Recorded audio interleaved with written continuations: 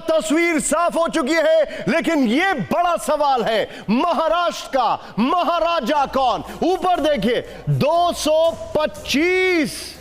ठीक है यह आंकड़ा, यकीन मानिए ठीक है। 130 बीजेपी, शिवसेना शिंदे 55 और यहां पर एनसीपी 40। ये आंकड़ा देखिए अब आप, 51 एमवीए, 12 अदर्स, लेकिन ये आंकड़ा भी इग्नोर नहीं कर सकते हैं। ये है झारखंड, 81 में से बीजेपी प्लस 24, कांग्रेस 57, 56 कांग्रेस और जेएमएम और अदर्स 1। ये बड़ी खबर है। लेकिन अब एक बार कैंप 4 पर आइए विजय, आज की सबसे बड़ी खबर, कौन होगा महाराष्ट्र का महाराजा? लेकिन अभी इस वक्त जश्न चल रहा है वहां पर, देखिए जरा।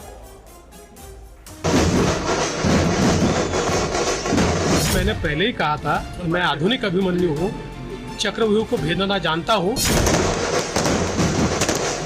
हम लड़े और जीत गए। जो नतीजे सामने आए उसके ऊपर मैं विश्वास रखने को तैयार नहीं। हमारे जो तीनों पार्टी के प्रमुख लोग हैं, हम बैठेंगे एकजुट होकर, वैसे ही उसके ऊपर भी झारखंड की जनता ने विकास का रास्ता चुना है। इस बार मैया की जीत हो रही है। इसी मोन्टाज से मैं कोशिश करूंगा इस बुलेटिन को क्लोज करने की भी, लेकिन पहली बड़ी खबर, ब्रेकिंग न्यूज। बहुमत मिलने के बाद पहली बार बोले देवेंद्र फडणवीस, ब्रेक करिए। सीएम पद को लेकर कोई विवाद नहीं, फडणवीस ने कहा बैठक में सीएम पद पर होगा फैसला, शॉर्ट्स के साथ विजय। फडणवीस ने कहा बैठक में जो फैसला होगा सबको मान्य होगा। देवेंद्र फडणवीस ने कहा चुनाव से पहले हम सीएम को लेकर कह चुके हैं। फडणवीस ने कहा यह बड़ी खबर है। एक और ब्रेकिंग, सीधा आइए बड़ी खबर में दिखा रहा हूं, महायुति की बैठक में होगा सीएम का फैसला, ब्रेक करिए शॉर्ट्स के साथ। बहुमत के बाद एकनाथ शिंदे की पहली प्रतिक्रिया, इस वक्त की बड़ी खबर शॉर्ट्स के साथ। जैसे ही हमारे रिपोर्टर्स कनेक्ट हो मुझे बताइएगा, ज्यादा विधायक वाले दल का सीएम होगा ऐसा कोई फॉर्मूला नहीं है। एकनाथ शिंदे के शॉर्ट्स दिखाते रहिएगा। यहां पर यह देखिए जरा, जनता ने महायुति के काम पर उसे इतना वोट किया, लाडली बहनों और किसानों को धन्यवाद। बड़ी खबर, दोनों की बाइट प्ले करिए जरा। अभी पहले तो अंतिम आंकड़े आने दो, उसके बाद हम तीनों पार्टी बैठेंगे। हमारे वरिष्ठ जो है प्रधानमंत्री जी है, अमित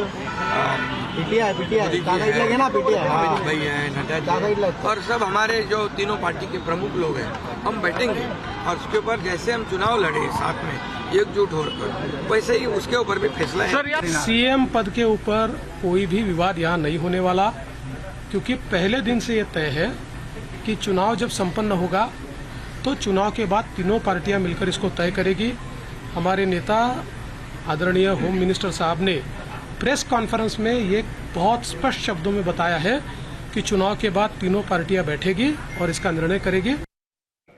लेकिन इस सब के बीच में देवेंद्र फडणवीस की जो माता जी हैं, सरिता फडणवीस का बड़ा दावा है। उन्होंने कहा है मेरा बेटा ही बनेगा महाराष्ट्र का मुख्यमंत्री। सरिता फडणवीस ने कहा, बड़ी खबर मैं आपको दिखा रहा हूं, आज बड़ा दिन है, मेरा बेटा बड़ा नेता बन गया है। सरिता फडणवीस ने कहा देवेंद्र 24 घंटे कड़ी मेहनत कर रहा था। सरिता फडणवीस, उनकी माता जी ने कहा, दिखाइए उनका बाइट। आज का दिन इतना महत्वपूर्ण है ही, एक माँ के लिए इतना बड़ा अपना लड़का इतना पूरे महाराष्ट्र का नेता बन गया, बहुत बड़ा नेता, तो खुशी तो होने ही वाली है ना। किस तरीके की मेहनत देवेंद्र जी ने की थी? अरे वाह, मैंने बताया ना 24/7 उसकी मेहनत चल रही थी। आशीर्वाद देंगे, मुख्यमंत्री बनेंगे? हाँ, उसमें इसमें तो कोई यही नहीं है, मुख्यमंत्री तो बनेंगे 100%। बहनों का आशीर्वाद मिला है? हाँ, वो भी मिला है। अब ये देखिए, ये है महाराष्ट्र का महाराजा कौन। मेरे साथ मेरे खास मेहमान जुड़ चुके हैं। सबसे पहले आपको बताना चाहूंगा, बीजेपी से एक बहुत सीनियर लीडर और एक शानदार ओरेटर सुधांशु त्रिवेदी जी हैं। स्वागत है आपका सुधांशु जी, थैंक यू वेरी मच, आपने समय निकाला हमारे लिए। मेरे साथ राजेश जोशी जी यहां पर हैं, मेरे साथ अभी हमारे सहयोगी जुड़ने वाले हैं। लेकिन सबसे पहले सुधांशु जी, मेरा पहला सवाल आपसे यह है, ये जो हम स्क्रीन दिखा रहे हैं इसमें आपके राइट साइड और आपके टॉप पर आंकड़े दिखा रहे हैं हम, and also on the left side. ये आंकड़े वाकई में बहुत प्रॉमिसिंग है। बहुत बहुत बधाई आपको महाराष्ट्र के लिए। लेकिन क्या महाराष्ट्र की खुशी में थोड़ा सा खलल झारखंड के आंकड़ों ने डाला?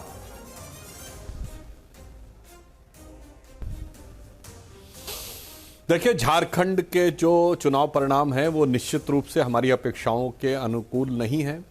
अब हम हर चुनाव के बाद, चाहे जीतें या हारें, उसके बाद हम एक विश्लेषण करते हैं। विश्लेषण करके हम निष्कर्ष निकालेंगे कि कहाँ पे कमी रही और आगे उसके अनुसार काम करेंगे।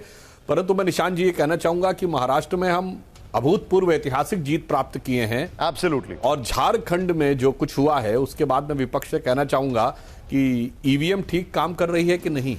कम से कम ये तो कहना पड़ेगा कि झारखंड में हम, महाराष्ट्र में हम जीते हैं और कम से कम झारखंड में ईवीएम की जीत तो माननी चाहिए। अन्यथा तो आज तक तो ये परंपरा रही, जहां जीत गए तो वहां पर तो ईवीएम ठीक थी और जहां हार गए वहां ईवीएम गलत। तो मुझे लगता कम से कम झारखंड ने ईवीएम की प्रामाणिकता की विजय सुनिश्चित की है। देखिए, अब आपने अपने आप में एक बहुत बड़ा सवाल खड़ा कर दिया।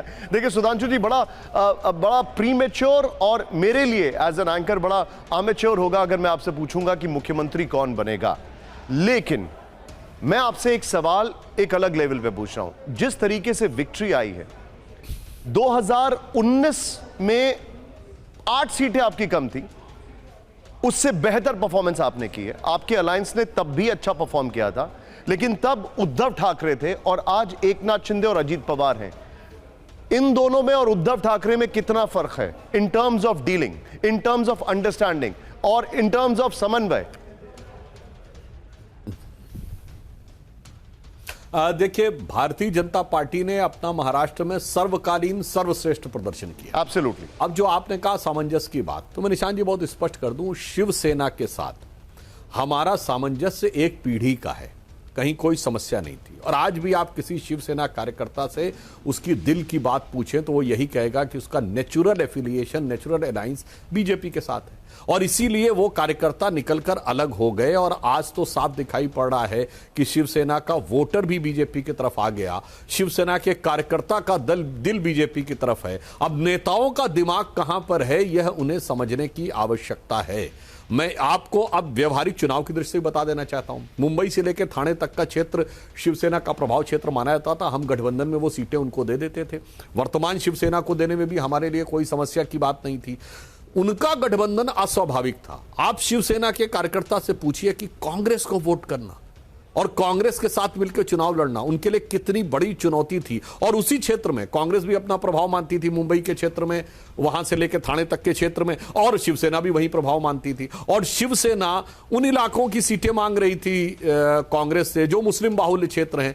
तो मुझे लगता है कि वो एक नेता भले ही एक हो गए हों सत्ता के स्वार्थ में, पर कार्यकर्ताओं और वोटरों के लिए वो एक बहुत ही असहज गठबंधन था, जबकि हमारा सहज और स्वाभाविक गठबंधन।